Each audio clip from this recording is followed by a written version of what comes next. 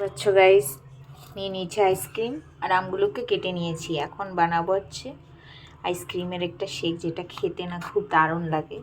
সাথে হচ্ছে chocolate syrup. তো দেখো কি করে বানাই ওটা। এই যে দেখো একটু একটু করে আম নিয়ে নিয়েছি এখানে। এখন এই যে আইসক্রিমের ডাব্বাটা ওপেন করলাম, এই যে স্পুন নিলাম, আইসক্রিম দিয়ে দিলাম। এই যে দেখতে পাচ্ছ এটা হচ্ছে চকলেট সিরাপ। এখন হচ্ছে এটা দেব। যে দেখো দিয়ে দিয়েছি, এটা তো দিয়ে দিলাম, এটা তো দিয়ে দিলাম। এই যে রেডি হয়ে গেছে। এখন হচ্ছে কেটে রাখা আমের টুকরোগুলিকে আবার উপর থেকে ছড়িয়ে দেব।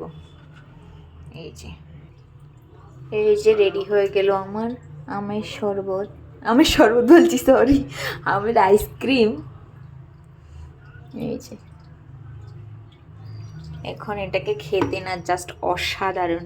তোমরা বাড়িতে একবার ট্রাই করো, অবশ্যই দেখবে।